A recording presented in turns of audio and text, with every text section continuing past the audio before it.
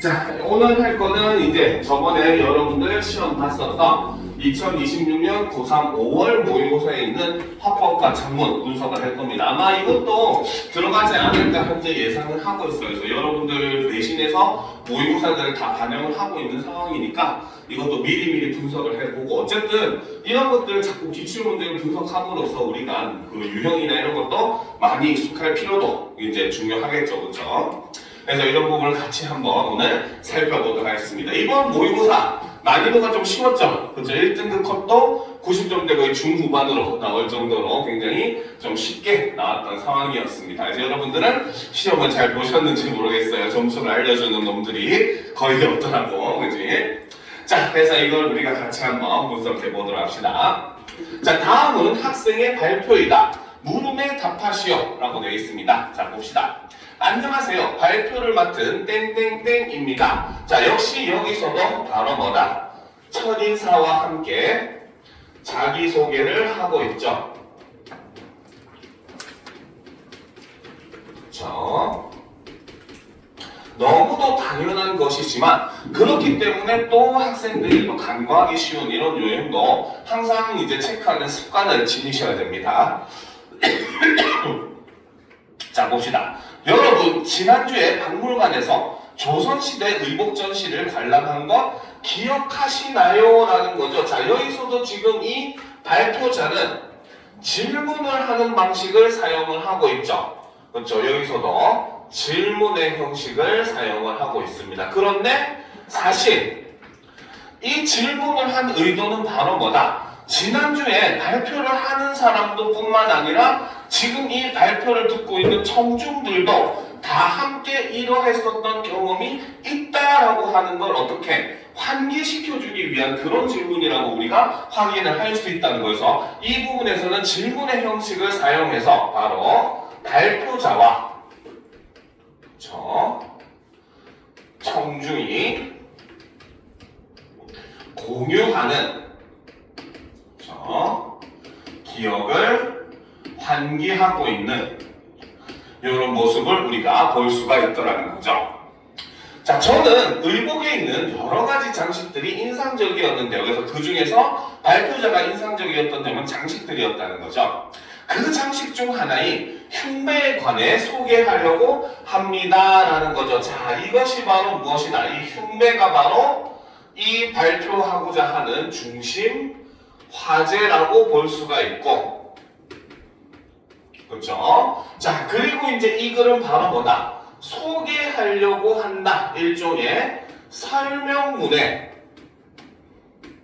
그렇죠? 그 성질을 가지고 있는 그런 내용으로서 발표를 하겠다, 정보 전달을 하겠다라고 이야기를 하고 있죠. 그래서 마지막 줄에서는 어떻게 보면 이어질 내용 혹은 중심 화제를 소개하고 있다라고 하는 뭐 선지가 알맞다고 볼 수가 있겠죠.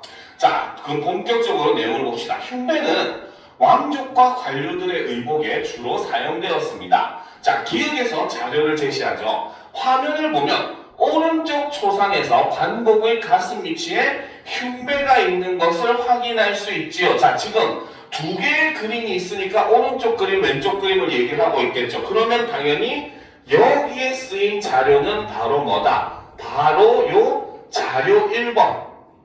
요 자료의 내용을 지금 가지고 왔다는 거죠. 그쵸?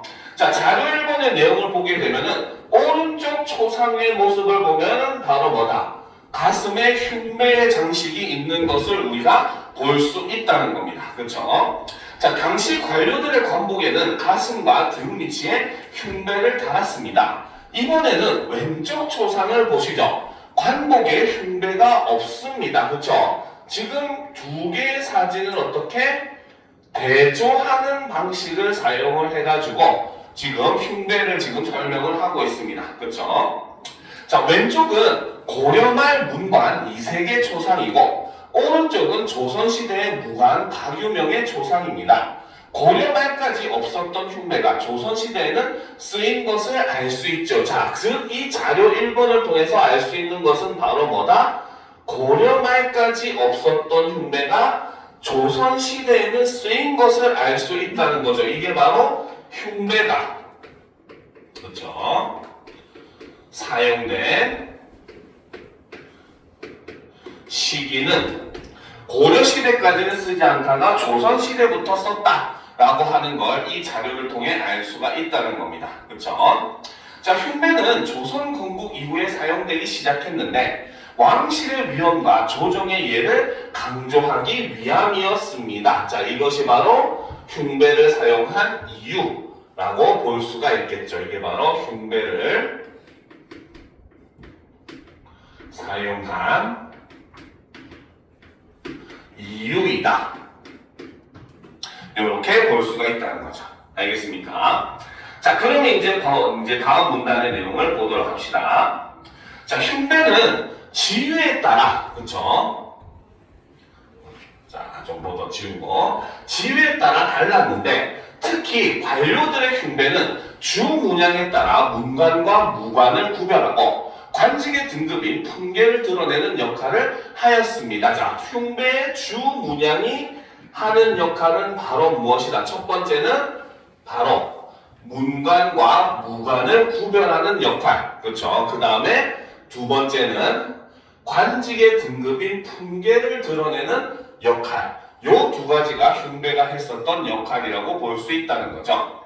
자, 대체로 문관의 흉배에는 고결함을 상징하는 날짐승을 주 문양으로 사용했으며, 그렇죠? 무관의 흉배에는 용맹함을 상징하는 길짐승을 사용했죠. 날짐승과 길짐승 중에서도 풍계에 따라 각기 다른 동물을 주 문양으로 사용을 했습니다. 자, 자료 대신 화면에 보이는 것은 조선시대 문관의 묘에서 출토된 쌍학 흉배의 복제품입니다. 자, 그러면 지금 바로 뭐다?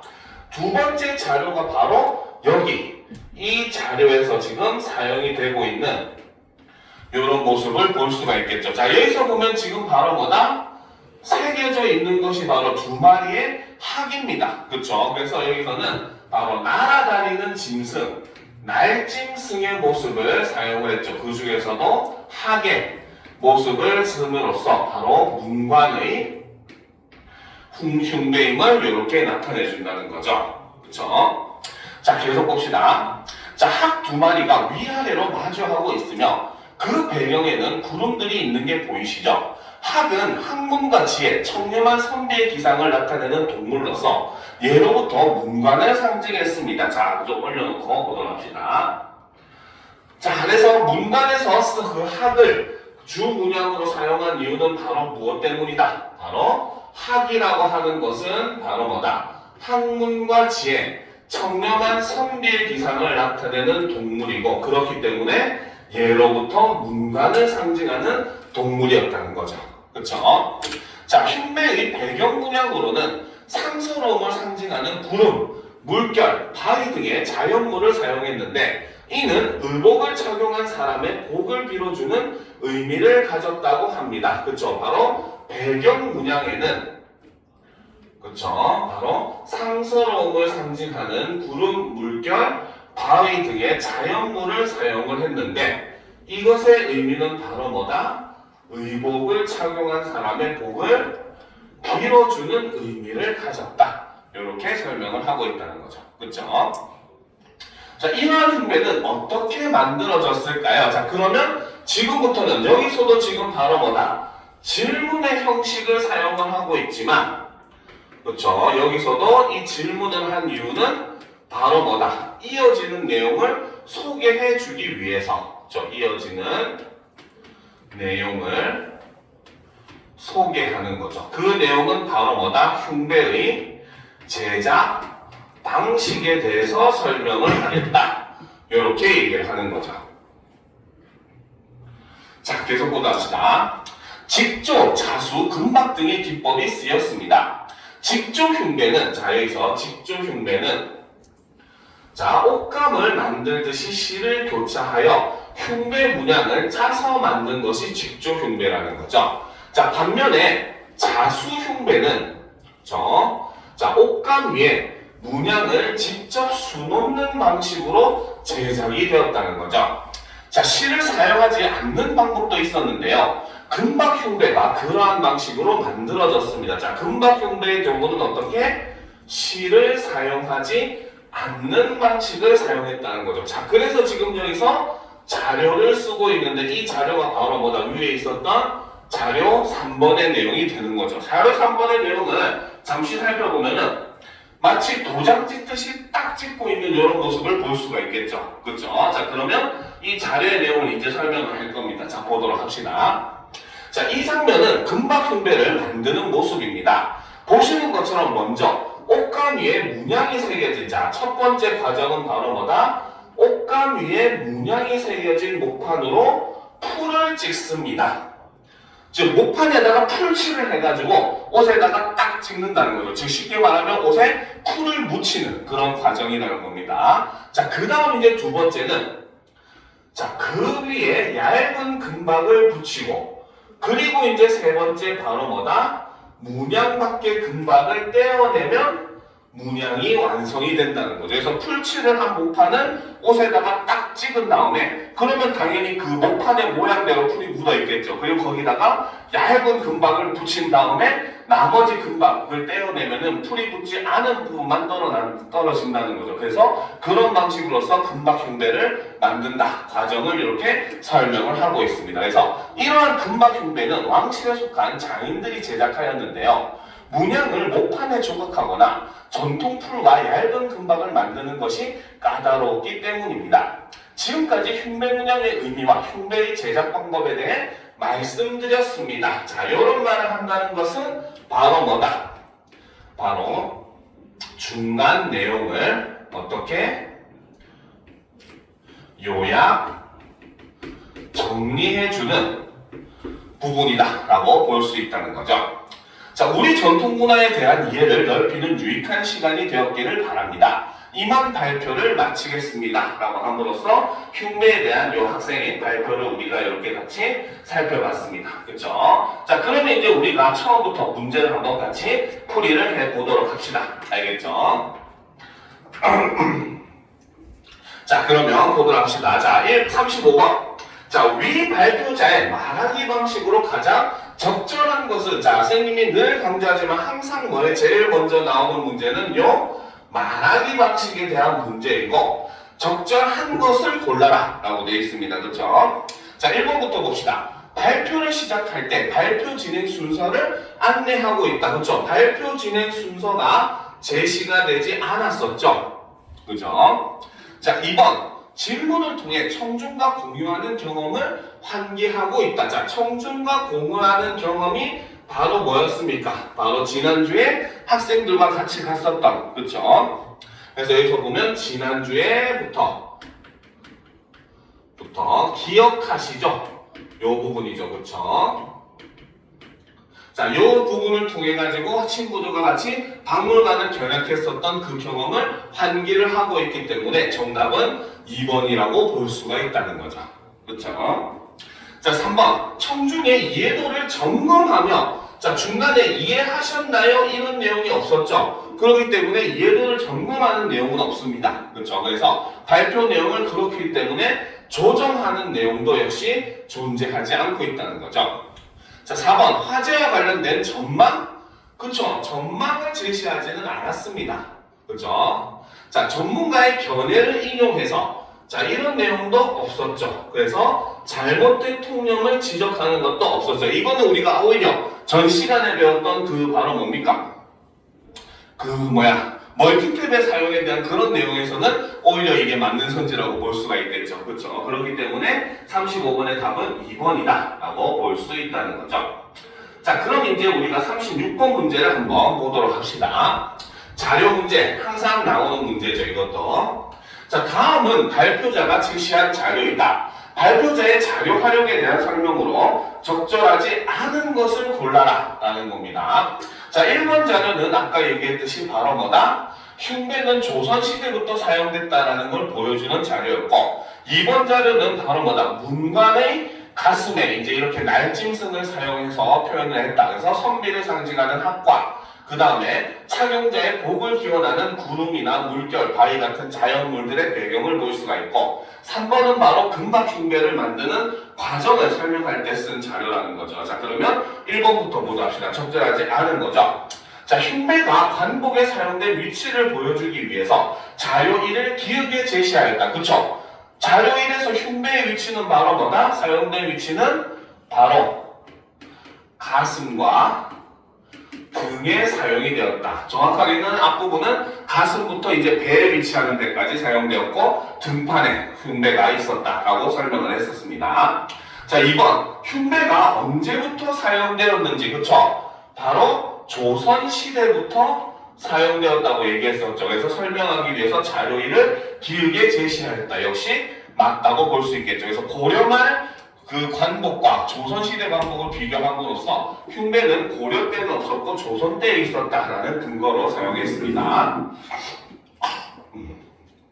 3번 흉배 배경 문양이 가지는 상징적 의미, 그쵸? 배경 문양이 가지는 상징적 의미는 바로 뭐다? 복을 기원하는 내용이었죠. 그래서 설명하기 위해서 자료 1을 니은에 제시했다. 역시 맞다고 볼 수가 있고, 문간의 흉배의 주문양으로 사용된 동물의 예, 그쵸? 날짐승의 예로 학을 사용했죠. 그쵸? 예를 학이죠. 자, 보여주기 위해서 자료 1을 니은에 제시했다. 맞다고 볼 수 있습니다. 그쵸? 자, 5번 흉배 문양을 목판에 새기는 방식? 아니죠. 목판에 새기는 방식이 아니라 무엇이다? 바로 금박을 활용하는 방식을 보여주기 위해서 자료 3을 디귿에 제시했다라고 해야지 맞는 말이 되기 때문에 정답은 5번이 된다는 겁니다. 알겠죠? 자, 그 다음 이제 37번 문제 보도록 합시다. 자, 발표 내용을 바탕으로 할 때 보기에 나타난 학생들에 대한 반응에 대한 이해로 적절하지 않은 것은 이라고 했어요. 그렇죠? 자, 이런 문제는 사실 문제랑 연관없이도, 지문과 연관없이도 거의 풀 수 있는 문제다라고 늘 강조를 했었죠. 적절하지 않은 걸 골라보시면. 자, 1번 왕의 공용포에 쓰이는 흉배에는 용을 주 문양으로 활용한다는 것을 알고 있었대요. 이 첫 번째 학생은. 자, 이미 알고 있는 내용이 있었다는 거죠. 자, 그러면 이 학생이는 바로 무엇이다?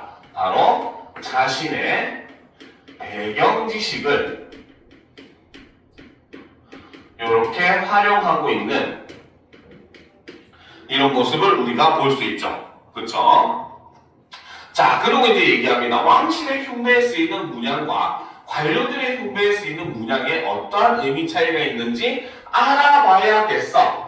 지금은 모르지만 나중에 알기 위해 알아봐야겠다라고 얘기를 함으로써 학생 일은 바로 추가 심화 학습에 대한, 그렇죠? 내용을 이야기를 하고 있습니다. 알겠습니까? 자, 두 번째 학생도 한번 보도록 합시다. 무관의 흉배에 사용된 길짐승에는 구체적으로 어떤 것들이 있는지 궁금했는데 알려주지 않아서 아쉬워라는 거죠. 자, 그래서 지금 이 학생은, 두 번째 학생은 바로 뭐다? 발표 내용에, 그렇죠? 내용에서 부족했던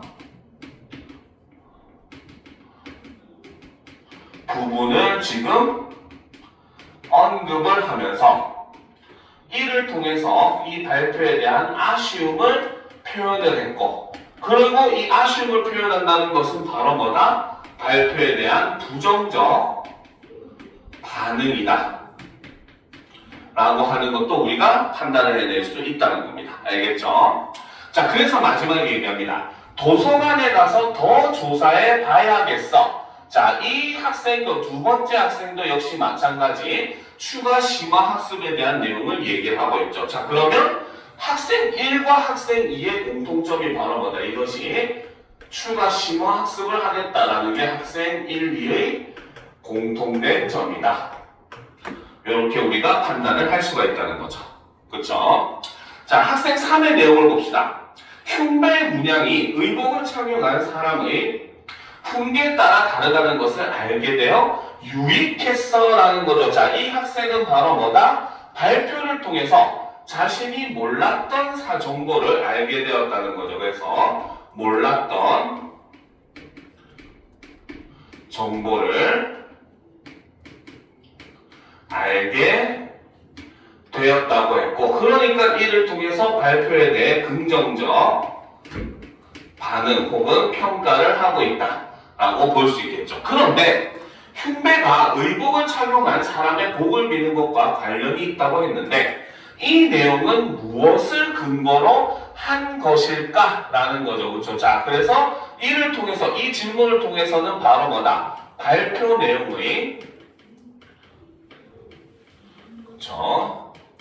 신뢰성에 대한 그렇죠? 질문을 지금 하고 있는 겁니다. 그렇죠? 무엇을 근거로 했는가? 라는 거죠. 그렇죠? 자, 그러면 이제 학생들의 반응을 한번 살펴보도록 합시다. 알겠죠? 자, 1번. 자, 학생들은 발표에서 언급된 내용과 관련된 자신의 배경 지식을 떠올리고 있다. 맞다고 볼 수 있겠죠. 그렇죠? 자, 2번. 학생이는 발표에서 다루지 않은 정보를 언급하며 아쉬움을 드러내고 있다. 그렇죠? 발표에서 다루지 않은 정보, 바로 뭐였다? 길짐승의 예를 들었으면 더 좋았겠다. 라고 얘기를 하는 거죠.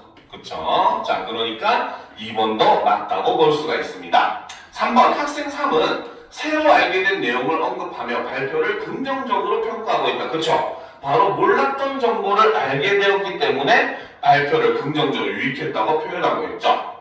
자, 학생 1과 학생 2는 모두 발표 내용과 관련된 추가적인 정보를 탐색하려 하고 있다. 그렇죠? 이것도 맞죠? 바로 추가 심화 학습을 하겠다라고 하는 내용이 맞다고 볼 수가 있겠죠. 자, 5번 학생 1과 학생 3은 모두 발표 내용의 일부를 언급하며 이와 관련된 의문을 제기하고 있다. 자, 발표 내용의 일부를 언급하면서 관련된 의문을 제기하는 학생은 학생 1이 아니라 학생 3밖에 없습니다. 그렇죠? 그래서 정답은 5번이 틀렸다고 볼 수가 있다는 거죠.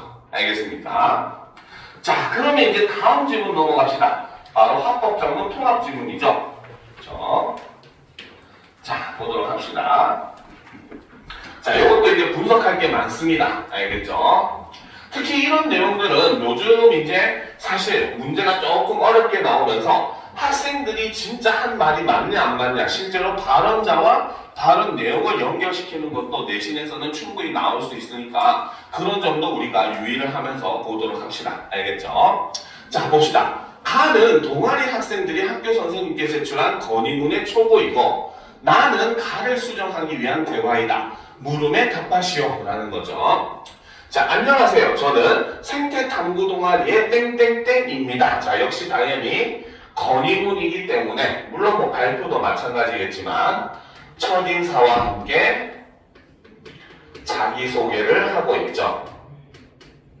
그렇죠? 자, 먼저 학교 텃밭을 관리하시는 선생님의 노고에 감사드립니다 라는 거죠. 자, 그 다음 줄의 경우는 바로 뭐다?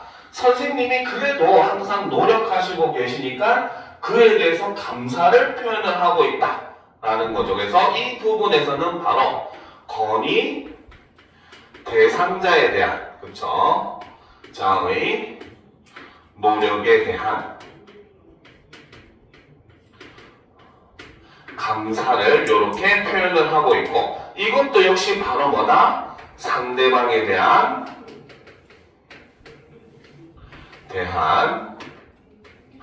존중, 예절, 예의라고 볼 수가 있다는 거죠.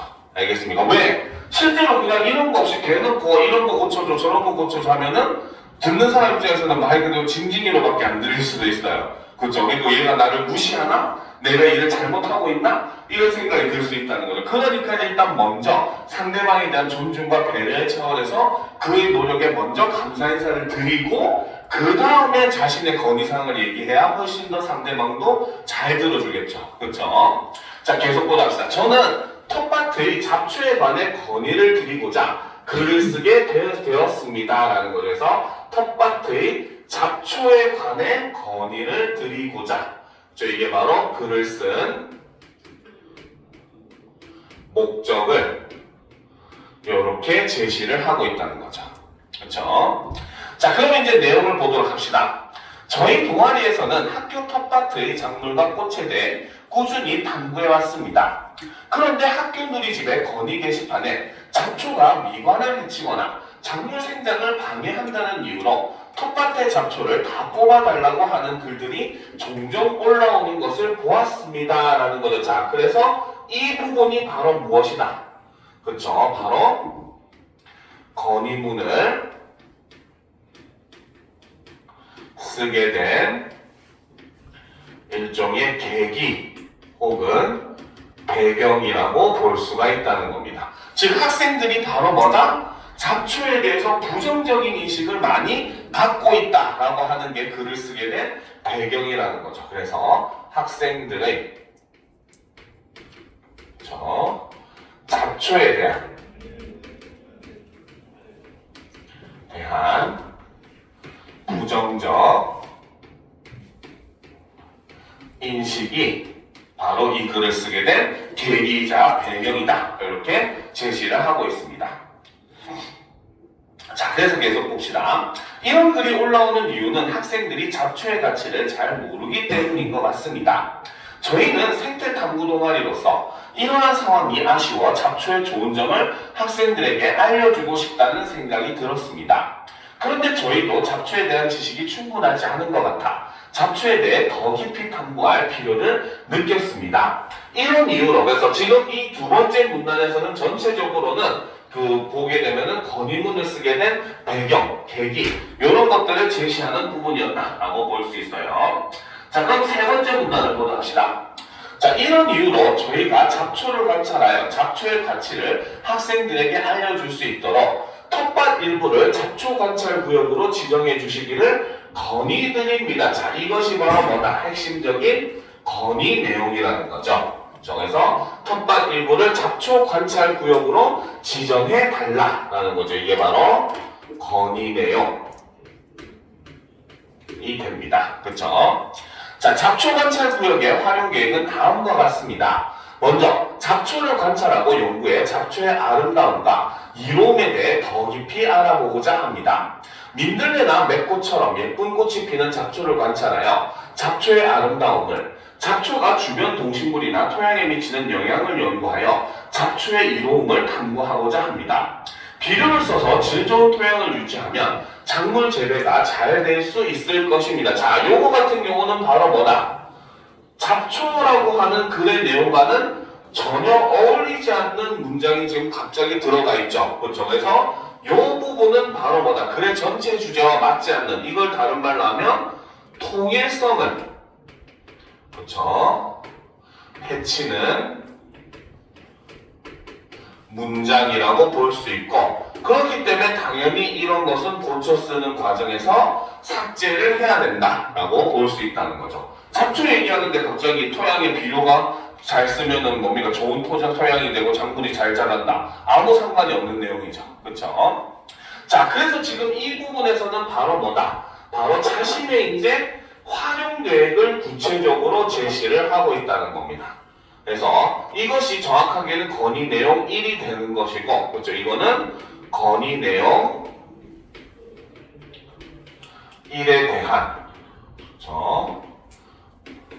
활용 계획을 이렇게 구체적으로 제시를 해주고 있는 모습을 보여주고 있다는 거죠. 그렇죠? 그래서 구체적으로 제시. 왜? 실제로 이제 예를 들어가면서 설명을 하고 있기 때문이죠. 자, 그럼 두 번째 건의 내용을 봅시다. 다음으로 풀꽃 관찰의 날 캠페인 활동을 통해 잡초가 미관상 좋지 않다는 학생들의 인식을 개선하고자 합니다. 자, 두 번째 건의는 바로 뭐다? 풀꽃 관찰의 날 캠페인 활동을 통해서 학생들의 인식을 개선하자. 그렇죠? 이게 바로 건의 내용 두 번째가 된다는 거죠. 자, 이걸 하려면 이게 건의 내용이 돼야 되는 이유가 뭐야? 풀꽃 관찰의 날이 지정이 돼야지 이 건의가 실행이 될 수 있는 거잖아요. 그렇죠? 그러니까 어떻게 보면 이 건의 내용은 풀꽃 관찰의 날을 지정해 달라 이런 의미로도 볼 수가 있습니다. 자, 그래서 점심시간에 텃밭 주변을 산책하는 학생들에게 관찰 구역에 핀 잡초의 꽃들을 감상한 후 사진을 찍어서 학교 누리집에 공유할 수 있는 기회를 제공하고자 합니다. 마지막으로 저희가 잡초 관찰 구역에서 잡초의 쓸모에 대해 연구한 결과를 학생들과 공유하고자 합니다. 라는 거죠. 그래서 지금 자신들의 바로 뭐다? 잡초에서 그 연구한 내용도 공유를 하겠다. 그렇죠? 이것도 역시 마찬가지 그러한 자리에 대한 마련을 내려고 하는 그런 내용으로 볼 수가 있다는 거죠. 자, 학년 말 동아리 발표에서 저희가 요구한 정보를 패널로 전시한다면 학생들도 잡초의 이로움에 대해 이해할 수 있을 것입니다. 자, 그래서 지금 잡초 그 관찰구역으로 지정을 해주면은 이런 여러 가지 이제 활동도 우리가 함께 할 수 있는 그러한 바탕을 만들어 달라고 하는 게 이 학생의 건의의 핵심적인 내용이라는 거죠. 자, 물론 연구 목적으로 잡초를 그냥 두면 텃밭의 다른 작물이 피해를 입을까 우려하실 수 있습니다. 그렇죠? 이것이 바로 무엇이다? 그렇죠? 바로 자, 상대방이 그렇죠? 우려할 수 있는 문제점을 이렇게 미리 제시를 한 거죠. 그리고 그에 대해서 어떻게 그러한 일이 생기지 않도록 저희들이 당번을 정해 더욱 열심히 텃밭을 관리하도록 하겠습니다. 얘기를 함으로써 바로 이 우려점에 대한 일종의 대안, 즉 대응 방법을 이렇게 제시를 함으로써 그를 마무리를 하고 있는 모습을 볼 수가 있다는 거죠. 알겠습니까?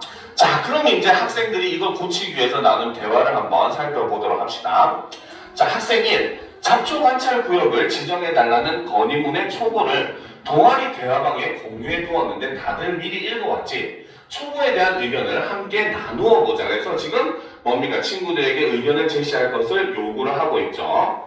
자, 2번 학생 2가 얘기합니다. 글 잘 읽었어. 그런데 둘째 문단에 우리 학교 학생들이 잡초의 가치를 잘 모르는 것 같다는 내용에 대한 근거를 추가했으면 좋겠어 라는 거죠. 이게 바로 학생 2가 제안을 한 내용이죠. 그렇죠? 자, 요거는 이제 정리를 해둘 필요가 있겠죠. 자, 그러면 첫 번째 제안, 그렇죠? 학생 2가 제안을 합니다. 그렇죠? 바로 뭐다? 자, 첫 번째 문단이죠. 그렇죠? 둘째 문단이죠. 자, 이 문단에 바로 학생들이 바로 뭐다? 잡초의 가치를 모른다는 그렇죠? 근거를 제시하자. 이렇게 학생 2가 제안을 하게 된 거죠. 자, 그러니까 이제 학생 3이 얘기합니다. 학생들을 대상으로 설문조사를 해서 잡초를 어떻게 생각하는지 알아보고 그 결과를 활용하면 어떨까? 자, 그래서 제안에 대한 구체적인 방법으로서 제안을 한 것이 설문조사라는 거죠. 자, 그러면 학생 2의 제안에 대해서 학생 3은 일단 기본 베이스는 바로 뭐다? 학생 2의 의견에 동의를 한다는 것이고, 그렇죠? 자, 그것에 대한 구체적인 실천 방안으로서 어떻게? 설문조사를 실시하자라는 의견을 제시함으로써 구체적 방안을 이렇게 제시해주는 모습을 볼 수 있다는 거죠. 알겠습니까?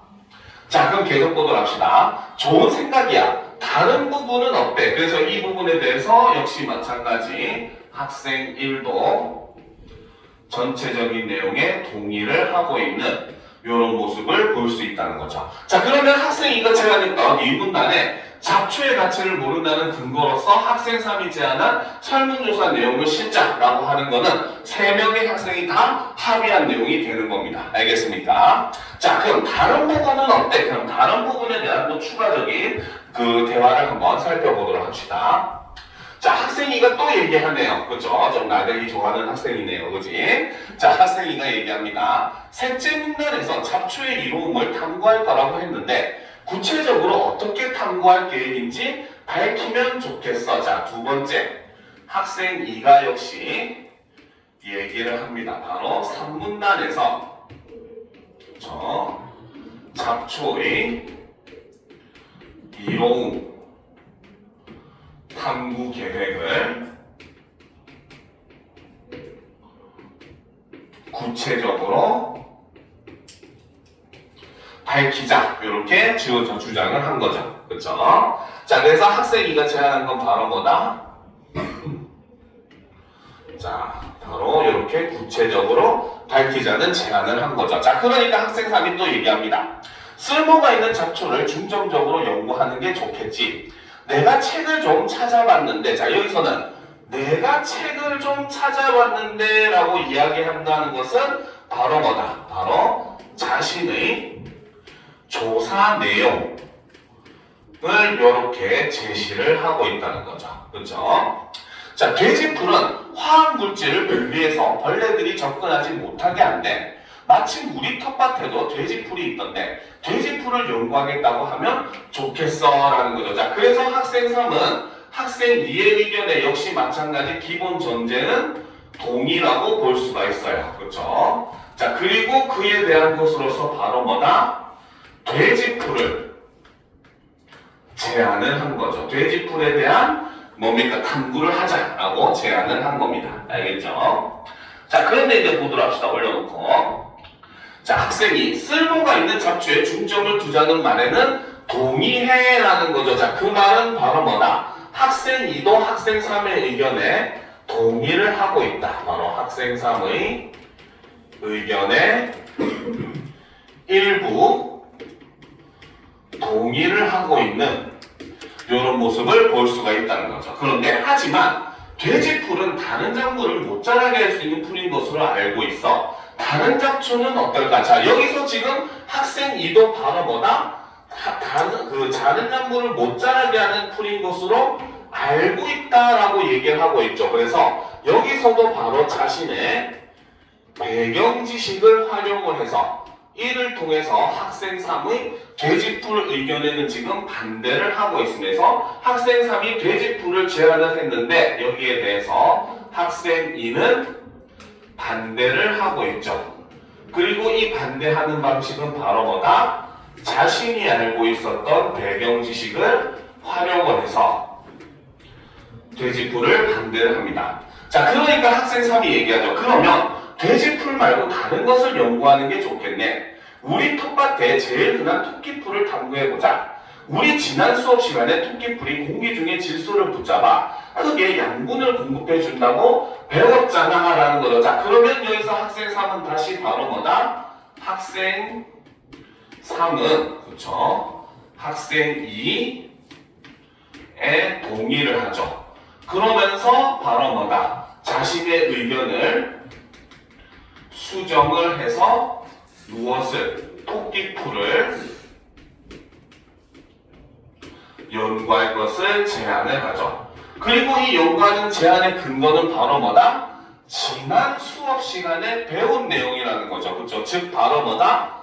바로 학생 모두가 그렇죠? 공유하는 기억을 환기시키면서 그렇죠? 이것에 대해서 연구하자라고 제안을 하고 있습니다. 그렇죠? 자, 그랬더니 학생들이 좋아. 토끼풀이 흙에 양분을 공급하는 것을 실제로 확인할 수 있는 탐구 방법을 초고에 언급하면 되겠다. 그래 다른 부분에 대한 의견은 없어. 그래서 이에 대해서 학생 1이 역시 마찬가지 동의를 하고 있는 이런 모습을 볼 수가 있습니다. 그렇죠? 자, 그 다음에 이제 제안으로 한번 넘어가 보도록 합시다. 자, 캠페인의 방법에 대해 논의해보고 싶어. 꽃사진을 찍는다고 했는데 예쁜 꽃이 피지 않아도 잡초는 본연의 아름다움이 있다고 생각해. 꽃이 피든 피지 않든 잡초의 사진을 찍으면 되도록 캠페인의 방향을 바꾸었으면 좋겠어. 자, 세 번째 제안은 이번에는 학생 3이 했네요. 그렇죠? 학생 3은 바로 뭐다? 캠페인의 방향을 수정하자 라고 했었고, 이것은 꽃만이 아니라 잡초 전체로 이제 확대를 하자라고 볼 수가 있다는 거죠. 그래서 범위를 꽃에서 전체로 확대를 하자. 꽃만 찍는 것이 아니라 잡초의 잎도 줄기도 다 아름다움의 대상이 될 수 있다는 거죠. 자, 그랬더니 학생이 나대기 좋아하더니 지가 의견을 못 냈다고 캔슬을 걸죠. 그렇죠? 자, 학생이가 얘기합니다. 그렇게 방향을 바꾸면 우리 캠페인에 참여한 학생들이 잡초가 아름답다는 생각에 공감할 수 없을 것 같아 염려돼라는 거죠. 즉 학생 2는 바로 무엇이다? 학생 3의 의견에 반대를 하는 모습을 보여줍니다. 그렇죠? 자, 원래대로 꽃이 피어있는 잡초의 사진을 찍는 것으로 하자. 나도 식물원에 갔을 때 꽃이 없는 식물보다는 꽃이 있는 식물이 더 아름답다고 느꼈거든 이라고 얘기를 함으로써 바로 여기서는 자신의 경험을 근거로 들어서 설명을 하고 있죠. 그래서 학생 2가 반대하는 근거는 바로 자신의 경험이라는 거죠. 자, 그랬더니 학생 3이 얘기합니다. 꽃이 있는 식물이 더 아름답다고 느꼈다는 거구나. 그렇죠? 여기서는 상대방의 말을 요약 정리를 해주고 있는 거죠. 그렇죠? 그래서 학생 2의 말을 요약 정리하는 거죠. 자, 여기서 치사하게 문제를 낼 수도 있어요. 왜? 실제로 여러분들이 고등학교 1학년 때 배웠던 내용 중에 보면 경률이라고 하는 거 배운 적 기억하는 학생들이 있을 거예요. 그렇죠? 경률이나 이런 데 벌써 상대방의 이야기를 잘 들어주는 방법이라고 얘기해서 상대방의 이야기에 대해서 소극적 듣기, 적극적 듣기 이런 것도 많이 배웠습니다. 그렇죠? 그 중에 한 방법이 바로 요거. 상대방의 내용을 요약 정리를 해줌으로써 내가 상대방의 이야기를 경청하고 있다는 걸 표현하면은 오히려 대화가 더 뭡니까? 잘 이루어질 수 있다. 이런 내용이 1학년 때 배웠던 내용이거든요. 치사하게 문제를 내면 그런 내용을 인용해 와서도 낼 수도 있다는 겁니다. 알겠습니까? 자, 계속 봅시다. 그런데 하지만 자세히 보면 잡초의 잎사귀나 줄기 같은 부분들도 고유의 모양과 색깔이 있어. 학생들이 그런 부분에 집중하여 사진을 찍는다면 꽃꽃이 아니어도 잡초 본연의 아름다움을 느낄 수 있을 거야. 자, 그래서 이에 대해서 학생 3도 다시 반대를 합니다. 그렇죠. 그래서 꽃 이외에도 아름다움이 있다 라고 얘기를 한다는 거죠. 자, 그랬더니 이제 학생이가 듣고 보니 나도 그 말이 맞는 것 같아 라고 하면서 학생 3의 말에 동의를 하고 있는 모습을 보여주고 있죠. 그래서 이에 대해서 학생 2도 동의를 하고 있습니다. 그렇죠? 자, 사진 찍을 잡초의 범위를 더 넓혀서 캠페인을 진행하면 되겠네. 이 내용을 반영해서 초고를 수정할게. 그렇죠? 자, 그러면 이 내용, 그리고 글의 통일성을 해치는 문장은 삭제하면 좋겠어. 그래서 추가적으로 이제 무엇이다? 고쳐야 되는 내용. 그렇죠? 여기에 이제 추가 선생님이 밑에 적을 데가 없으니까 안 보이니까 위에다 적을게요. 자, 네 번째, 추가로 수정할 내용으로서 제시한 것이 바로 뭐다? 통일성 X 부분은 어떻게 삭제를 하자 라는 거죠. 자, 내가 다시 살펴보고 그런 부분은 삭제할게. 그런데 글이 아직 마무리되지 않은 느낌이야. 건의를 수용해달라는 내용이 직접적으로 드러나도록 글을 마무리하자. 그래서 여기서 부분 플러스 바로 뭐다? 마무리 부분을 수정하자 라고 얘기를 했는데, 자, 이것도 이제 어떻게 보면 조금 새로운 유형이라고 볼 수 있어요. 이런 것들도 우리가 좀 주의해서 볼 필요가 있습니다. 왜? 보통 지금까지 문제 유형으로 봤을 때는 이러한 수정에 대한 조건은 보기를 통해서 제시되는 경우가 많았어요. 그런데 이 글은 독특하게도 지문 안에다가 고쳐야 될 방향성, 즉 조건을 제시를 하고 있는 모습을 보여줍니다. 알겠죠? 그러면 수정에서 뭡니까? 수정해야 되는 방향, 조건 첫 번째는 바로 뭐다? 건의를 수용해 달라는 내용이 직접적으로 드러나도록 글을 마무리하자. 그쵸? 바로 마무리. 자, 마무리 부분. 수정. 조건. 첫 번째로 제시된 게 바로 건의 내용을 수용해 달라는 내용이 직접적으로 드러나야 한다라는 거죠. 자, 그 다음 학생 3은 표현 효과를 고려해서 비유적 표현도 활용을 하자. 이게 바로 수정하는 조건 두 번째. 그러면 원래는 이제 이런 유형의 문제 나왔을 때 보기에 어떻게 뭡니까? 선생님의 조언의 형식으로 제시되는지 아니면은 조건 1, 조건 2 이런 식으로 해서 제시되는지 이렇게 했는데 여기서는 지금 글에다 아예 녹여놨습니다. 그런 것도 우리가 잘 캐치해줘야 돼요. 자, 알겠어. 설득력 있는 건의문을 완성할 수 있을 것 같아서 오늘 대화가 정말 유익했다고 생각해. 마무리 부분에 대한 의견까지 반영해서 수정할게. 오늘은 여기까지 하자라는 거죠. 자, 그러면 학생들 대화까지 다 살펴봤습니다. 자, 그러면 지금부터 문제를 한번 풀이를 해보도록 합시다. 알겠죠? 자, 38번부터 보도록 합시다. 요거 마무리 부분 내용 수정도 정리합시다. 첫 번째는 건의, 내용, 수정 요구를 직접적으로 표현을 하고 두 번째는 비유적 표현을 쓰자 요거였죠. 자, 1번부터 봅시다. 자, 가에 활용된 글쓰기 방식으로 가장 적절한 것은 이라고 되어 있습니다. 그쵸? 자, 1번부터 보도록 합시다. 자, 묻고 답하는 방식, 문답의 방식을 사용하지는 않았어요. 그쵸? 방식을 통해 문제의 해결 방안을 제시하고 있다.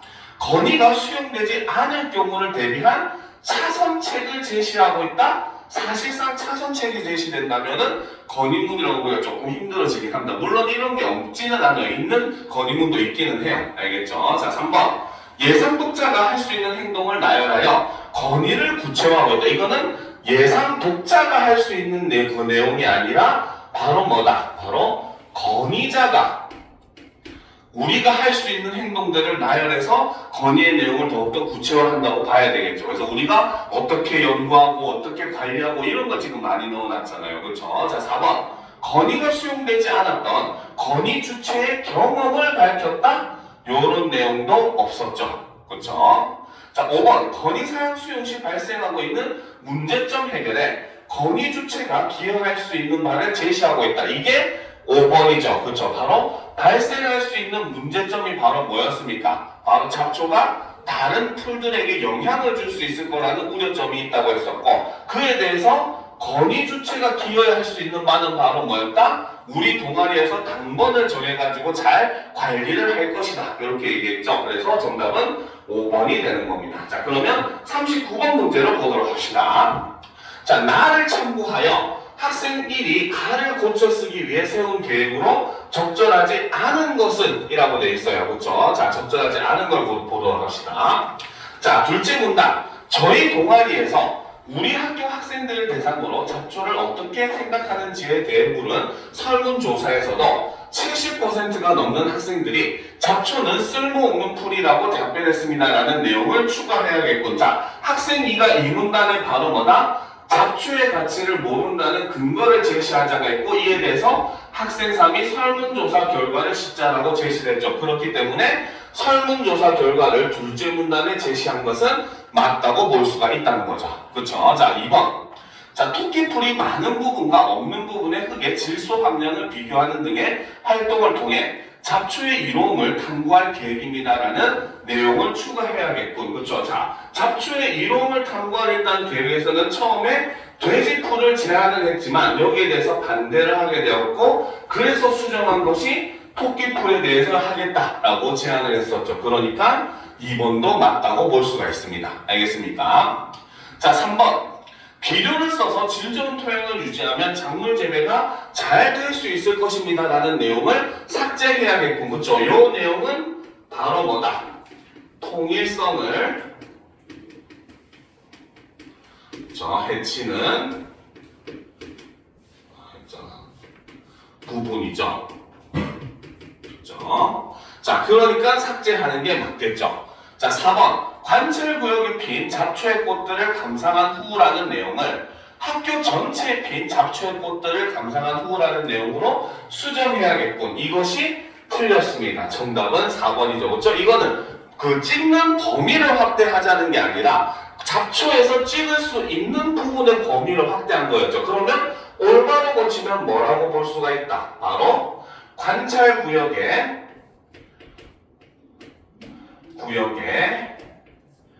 핀 잡초들을 감상한 후 라고 해야지 맞는 말이 된 거죠. 그쵸? 왜? 꽃이 아니라 줄기, 잎 이런 데에 있는 것들도 관찰해서 아름다움을 느낄 수 있다라고 표현을 했기 때문에 잡초 전체로서 범위가 꽃에서 잡초 전체로 확대가 된 거지 구역이 관찰구역에서 학교 전체로 확대된 게 아니라는 겁니다. 그렇죠? 그래서 정답은 4번이 된다는 거죠. 알겠습니까? 자, 그 다음 5번. 그리고 캠페인 활동에서 학생들이 잡초를 찍은 사진도 동아리 발표에서 함께 전시하겠습니다 라는 내용을 추가해야겠다. 그렇죠? 이것도 역시 맞다고 볼 수 있다는 거죠. 자, 40번 문제 보도록 합시다. 자, 기획을 반영하여, 기획이 바로 마무리에 대한 의견이었고 그 의견은 그 위에서 제시된 내용이었죠. 바로 첫 번째는 바로 뭐다? 건의 내용을 수용해 달라라고 하는 것은 직접적으로 드러내야 된다 했고 두 번째 비유적 표현을 사용을 해야 된다라고 했습니다. 그렇죠? 자, 그러면 내용을 보도록 합시다. 자, 1번 학생들이 잡초에 대해 배울 수 있도록 잡초 관할 구역이 꼭 지정되면 좋겠습니다. 그렇죠? 이거는 바로 건의 내용을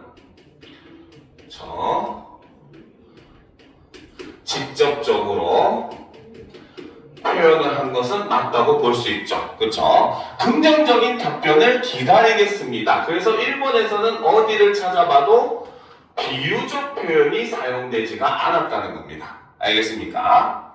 자, 2번. 잡초를 면밀하게 관찰하는 동안 학생들의 생각은 큰 나무로 성장할 수 있을 것입니다. 학생들의 생각은 큰 나무로 성장할 수 있다. 여기에는 비유적 표현은 사용이 되었어요. 그렇죠? 자, 그런데 긴 글 읽어주셔서 감사합니다. 그냥 끝나버린 거야. 그렇죠? 즉 바로 뭐다? 건의 내용을 수용해 달라는 요구가 직접적으로 드러나 있지 않기 때문에 2번도 틀렸다고 볼 수 있다는 거죠. 그렇죠?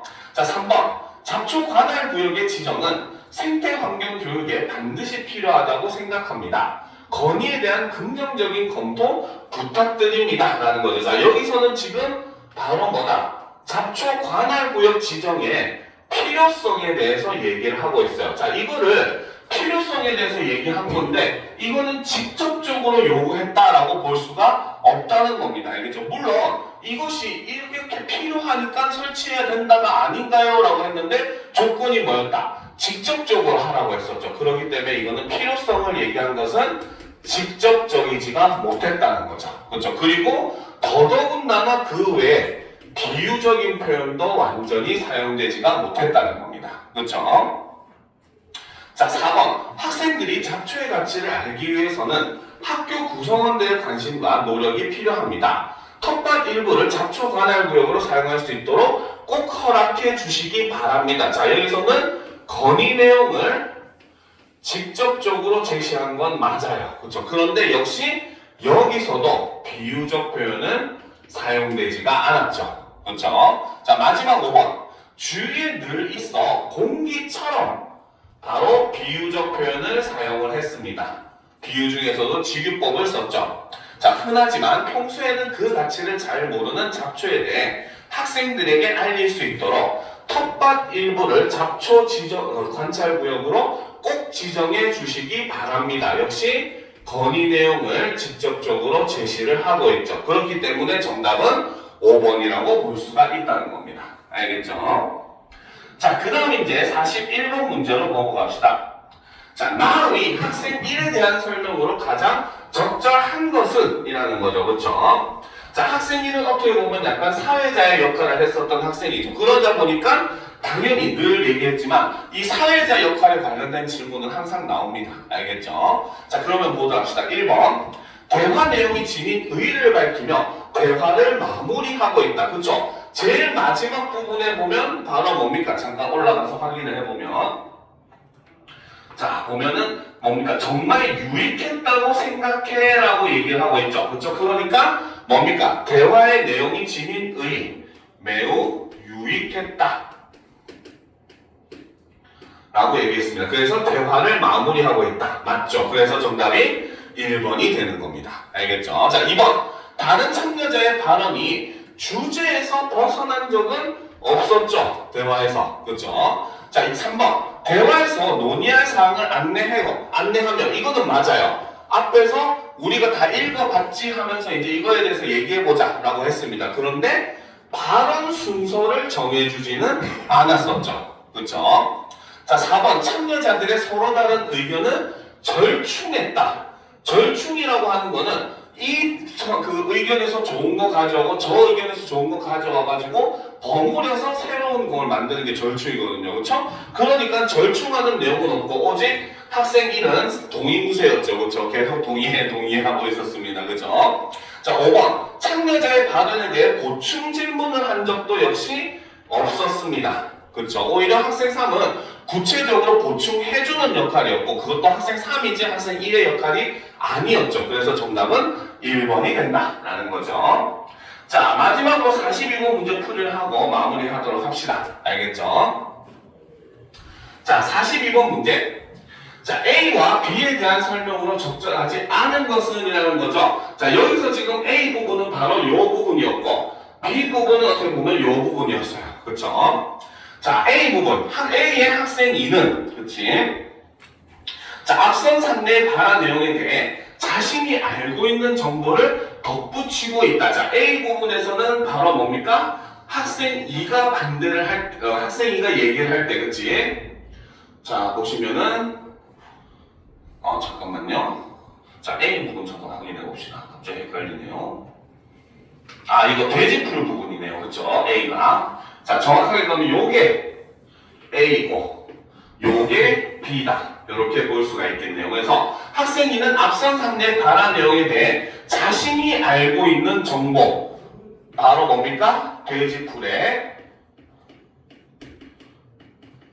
문제점을 이렇게 제시를 했었죠. 그래서 자신의 배경 지식을 활용을 해서 학생 3의 돼지풀 제안에 반대하고 있기 때문에 맞다고 볼 수 있습니다. 그렇죠?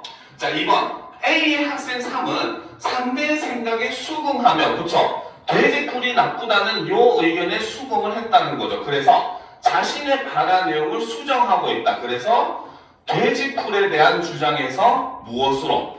토끼풀로 바꾸고 있는 모습을 볼 수가 있습니다. 그래서 2번도 맞다고 볼 수가 있겠죠. 자, 3번. 자, B의 학생 2는 발생할 수 있는 문제 상황에 대한 우려를 표현하고 있다. 자, B에서 학생 2는 바로 뭐다?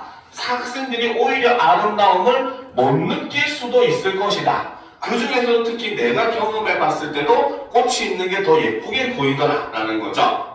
자, 4번. B의 학생 3은 상대의 발화 중 일부를 재진술하며 그와 관련된 정보를 요청하고 있다. 자, 여기서 상대의 발화를 일부를 재진술한다기보다는 바로 뭐다? 발화를 요약, 정리를 했다는 거죠. 그렇죠? 그리고 그와 관련된 정보를 요청하는 것이 아니라 바로 무엇이다?